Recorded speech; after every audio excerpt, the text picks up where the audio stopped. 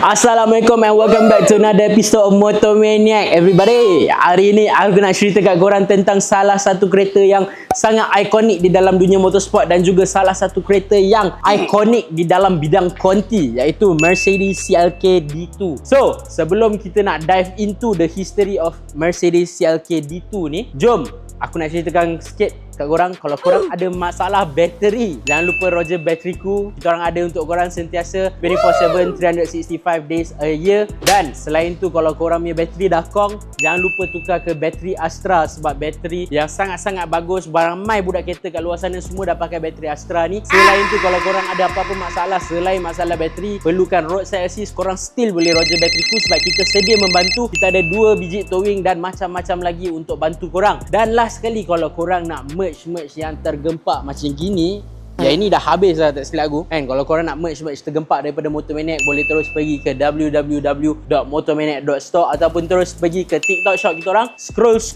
dan beli di situ. So jom, let's dive into the history of Mercedes CLK D2. Let's go on.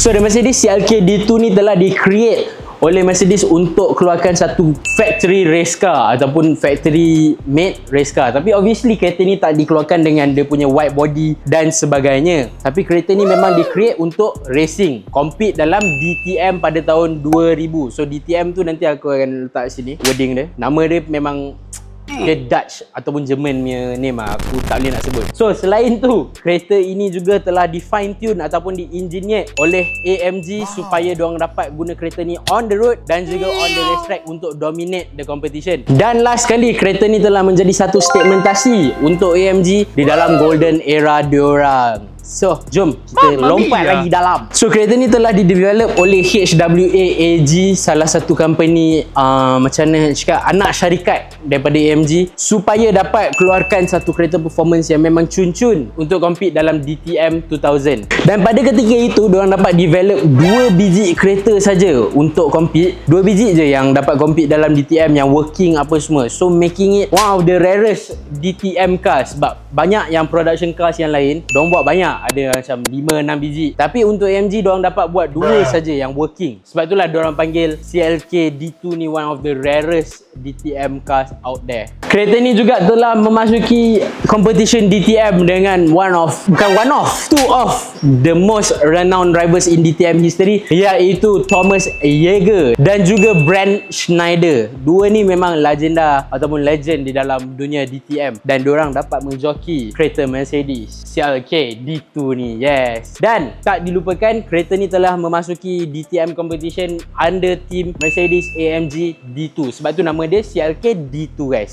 Senang nak explain. Dan apabila kereta ni telah dibina ataupun direka cipta oleh HWA AG dan juga AMG, diorang telah fokus on aerodynamics, efficiency, weight reduction dan juga chassis stiffness supaya mendapat output yang sangat-sangat cun untuk kereta ni. Itulah diorang punya fokus terhadap kereta ni, sebab diorang tahu dalam engine capacity, diorang tahu diorang tak boleh nak tapau sangat, sebab DTM ni dia punya regulation sangat-sangat strict. So apa diorang buat is diorang weight reduction kan kereta ni, diorang guna aerodynamic system yang efficient dan juga diorang punya chassis yang stiff ni supaya dapat handling yang sangat tune around the corners. So aku dah cerita kat korang apa dia punya purpose yang dia buat, aku dah cerita kat korang apa latar belakang kereta ni. So jom aku nak cerita kat korang specification kereta ni pula. Spec dia time dia compete di dalam DTM tu adalah dia menggunakan enjin 4.0 liter naturally aspirated V8 yang memushing around 444 horsepower dan juga 500 Nm torque. Dia menggunakan 6-speed sequential gearbox bersama lightning speed shifters, iaitu ada pedal shifters kat steering tu, tapi dia act as a sequential. Yes. Ish, menyampah betul lah tengok adik dia ni. Hello? Kak, tolong Rani boleh tak? Kereta Rani tak boleh start ni. Ada masalah bateri kereta. Abang Haris ada tak? Minta dia datang sini boleh? Biarkan teman-temannya akan menang. Tak nak. Panggil je lah batteriku.com. Ada hati nak panggil laki kita. Selamat rumah tangga. Tukar sebelum kong, Batteriku.com. Selain itu, body dia dilengkapi dengan lightweight carbon fiber monocoque chassis with reinforced crash bar. So body dia memang sebiji semua carbon fiber. Lepas tu tempat-tempat panel-panel yang penting semua dia letak crash bar. Selain tu, dia punya braking system. Braking system dia menggunakan massive big 6 spots tanpa menggunakan ABS. So kereta ni memang rely kepada driving skills. Sebab kalau kau tekan brake lebih, kereta tu syuk, confirm pusing. Dan disebabkan body yang full of carbon fiber, memang full body carbon fiber, kereta ni weigh in dalam lebih kurang daripada 1000 kilo sahaja. Korang bayangkan, satu kereta V8 NA 6-speed manual sequential apa semua siap, bawah 1000 kilo je berat dia. Memang around the corner, memang cun lah bos. Dan akhir sekali, kereta ni dilengkapi dengan sistem double wishbone dan juga push rod actuated coilovers yang memberi kereta ini satu handling dan satu stability yang sangat-sangatlah tinggi. Akhir sekali, kereta ni juga tak ada apa-apa electronics, no ABS, no traction control, no nothing. Sebab kereta ini memang rely kepada driving experience dan juga driving skills korang. Dan untuk racing history kereta ni pula, racing history tak berapa nak gemilang kalau nak bandingkan dengan DTM lain. Tapi dia still ada racing history. So jom aku ceritakan kat korang. Chassis RS00-009 campaign by Thomas Yeager in the 2000 DTM season telah competed in 9 races di mana dia telah earn top 10 finishes dan score 1 podium. Manakala alongside dia Bernd Schneider punya kereta which fought for the championship that season.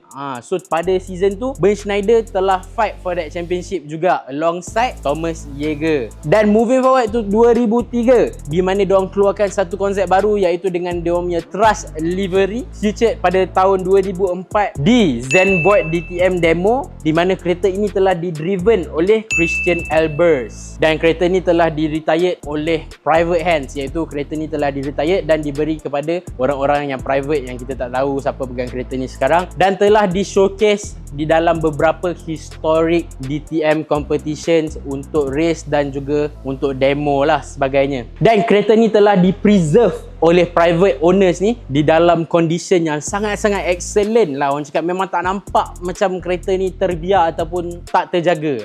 Sebab kereta ni macam aku cakap, kereta ni sangat-sangatlah rare, yang dibuat 2 working cars je. So memang one of the most rarest DTM cars out there. So basically kereta ni in conclusion telah membuat satu bridging di antara the technical evaluation of a late 90s to early 2000s motorsport pack.